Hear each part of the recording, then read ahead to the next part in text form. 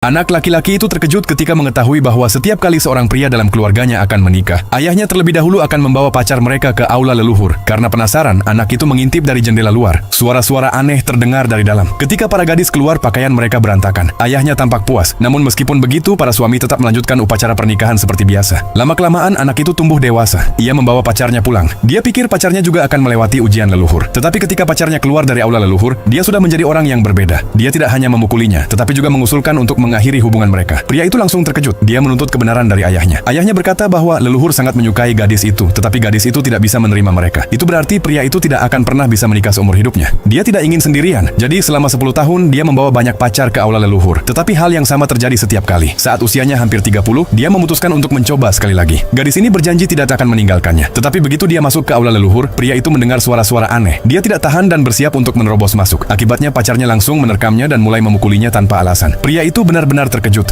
Hampir setiap gadis yang masuk akan memukulinya lalu memutuskan hubungan dengannya. Dia ingin tahu kebenarannya. Tetapi kali ini ayahnya tidak hanya memukulnya, tetapi juga mengurungnya di gudang. Untungnya, temannya membawa polisi. Kasus itu pun mulai terungkap. Tetapi ayahnya mengatakan bahwa leluhur hanya mengizinkan perempuan untuk masuk ke aula leluhur. Polisi wanita itu tidak percaya pada takhayul. Jadi dia memutuskan untuk mengungkap kebenaran. Namun ketika dia keluar dari aula leluhur, sikapnya berubah. Dia menganggap pria itu sebagai musuh. Pria itu benar-benar hancur. Kemudian ayahnya mengurungnya di ruang sempit. Dan dia hanya bisa makan sisa makanan setiap hari. Pada malam hari, kakeknya lewat dan mengetahui keadaannya. Lalu berkata bahwa dia pasti akan membantu mencari keadilan. Tetapi keesokan harinya, ketika pria itu bangun, dia mendapati kakeknya sudah tidak ada. Dia mulai keluar untuk mencarinya. Dia menemukan kerumunan orang berkumpul di depan sebuah ruangan, dan kakeknya baru saja kembali dari aula leluhur. Benar saja, dia juga sudah berubah seperti orang-orang itu. Pria itu sangat menderita. Dia tidak ingin menanggung semua ini lagi. Jadi dia memberanikan diri masuk ke aula leluhur. Dan kemudian